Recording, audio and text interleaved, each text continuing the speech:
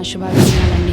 ఈరోజు దేవుని వాగ్దానం, నేను నీతో చెప్పినది నెరవేర్చే వరకు నిన్ను విడువను. ఆదికాండం 28వ అధ్యాయము 15వ వచనము. ఆయన నీతో చెప్పినది నెరవేర్చే వరకు నిన్ను విడువను అని దేవుడే సెలవిస్తున్నాడు. ఆయన చెప్పినది అనంటే ఆయన మాట అని అనొచ్చండి. ఆయన మాట నువ్వు ఎటువంటి పరిస్థితిలో ఉన్నా అది నేను గొప్ప చేస్తుంది. అయితే దేవుని మాట నా జీవితంలో నెరవేరుతుందని నేను ఎలా అర్థం చేసుకోగలను అని నువ్వు ఆలోచిస్తున్నావేమో ఈ వేకువజామున. అయితే దేవుడు ఒక మాట నీకు గుర్తు చేయని, ఒక సంఘటన లేదంటే ఒక వ్యక్తి జీవితాన్ని నీకు గుర్తు చేయని. ఎవరో కాదండి, యోసేపు గారి జీవితం. యోసేపు గారి జీవితంలో అంతకంటే ముందుగా చూడాలనంటే, జీవితంలో చాలాసార్లు మనం అనుకుంటాం కదా, ఏమనంటే ఎందుకు ఇట్లాంటివంతా ఎదురవుతున్నాయి, ఏమి అసలు దిక్కుతోచిన పరిస్థితి నాకున్నది, విడిపించడానికి ఎవరూ లేరే అని అనుకుంటాం. కానీ ఈరోజు నేను విడిపించడానికి ఒక చక్కటి మార్గాన్ని నీకు చూపించడానికి, ఆయన ఉద్దేశాలు నీ ఎడల ఆయన చేయటానికి ఆయన సిద్ధంగా ఉన్నాడు. అయితే యోసేపు గారి జీవితంలోకి వెళ్దామా? యోసేపు జీవితంలో అతడు చాలా ప్రశాంతంగా సవ్యంగా సాగుతున్న జీవితం అది కదండి. కానీ ఉన్నట్టుండి అన్నలు రావటం ఏంటి, ఆ గోతిలో తోసేయడం ఏంటి, సంబంధం లేని పరిస్థితులు అతనికి ఎదురయ్యాయి. కానీ అంతకు ముందు జరిగినది ఏమిటనంటే, యోసేపుతో దేవుడు ప్రతిరోజు అతని కలలో ప్రతిసారి కూడా దేవుడు ఆయన కళల ద్వారా యోసేపుతో మాట్లాడాడండి. కళల ద్వారా తన జీవితంలో దేవుడు ఏమి చేయాలని నిర్ణయించుకున్నాడో వాటన్నిటినీ దేవుడు యోసేపుకు చూపిస్తూ వచ్చాడు.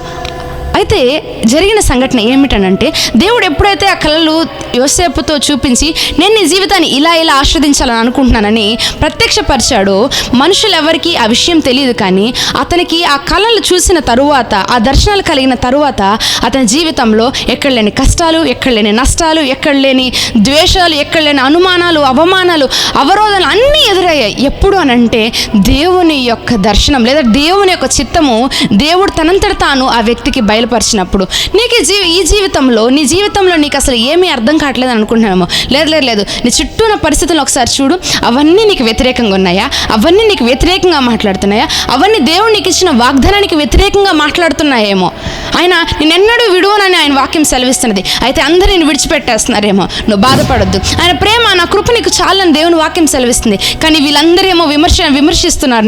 నీ కుటుంబాన్ని నెట్టివేశారు. ఒక విచిత్రమైన కుటుంబం లాగా, విచిత్రమైన వ్యక్తుల్లాగా మిమ్మల్ని మీ కుటుంబాన్ని చూస్తూ ఉన్నారు. అయితే నువ్వు బాధపడద్దు. ఎందుకనంటే యోసేపుకి దేవుడిచ్చిన మాటని ఆయన నిలబెట్టుకున్నాడు. ఎందుకనంటే ఆయన ఆ మాట నెరవేర్చేంత వరకు నేను నిన్ను విడువను అని దేవుని వాక్యం సెలవిస్తుంది కదండి.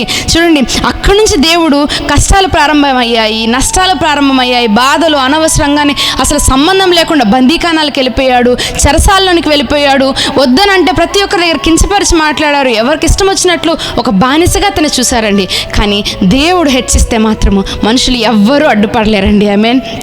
నిజమే, దేవుని ఆశీర్వాదము ఐశ్వర్యం ఇస్తుంది. ఇదిగో దేవుని మాట ఎటువంటిదంటే, నేను అన్నా కదా, దేవుడు అసలు ఇక్కడ నేను నీతో చెప్పినది నెరవేర్చే వరకు అన్న మాట దగ్గర దేవుని మాట అని పెట్టుకోండి. ఈరోజు నా దేవుని మాట నువ్వు చెరసాల్లో ఉన్న నీ దగ్గరికి వస్తుంది, నువ్వు బందీ ఖానాల్లో ఉన్న నీ దగ్గరికి వస్తుంది, అందరిని నెట్టివేసినా నీ దగ్గరికి వస్తుంది. అది ఎక్కడికైనా అది యాక్సెస్ పొందుకొని నీ దగ్గరికి రాగలుగుతుంది. ఎప్పుడు అనంటే నువ్వు ప్రార్థన చేసినప్పుడు. వెన్ యూ ప్రే, నువ్వు ప్రార్థన చేసినప్పుడు మాత్రమే నా దేవుని యొక్క వాక్యపు శక్తి నీ దగ్గరకు వచ్చి విడుదలవుతుంది. ప్రతి ఒక్క పరిస్థితుల్ని అనుకూలపరుస్తుంది.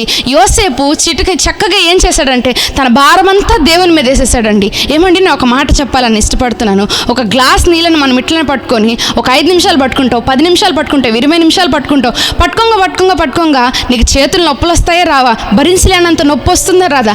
అదే విధంగా నీ జీవితంలో ఈ సమస్యలు నువ్వు చేత్తో పట్టుకొని ఉన్నంత కాలం నీకు నొప్పి వస్తూనే ఉంటుంది. కానీ ఎప్పుడైతే ఆ గ్లాస్ని తీసుకొని పక్కన పెట్టేస్తావు, ఎప్పుడైతే నీ బాధల్ని, నీ బరువుల్ని, నీ భారాలని అన్ని తీసుకెళ్ళి పక్కన పెడతావు, ఆ భారం అంతా నీకు నొప్పంతా దూరం అయిపోతుంది కదా.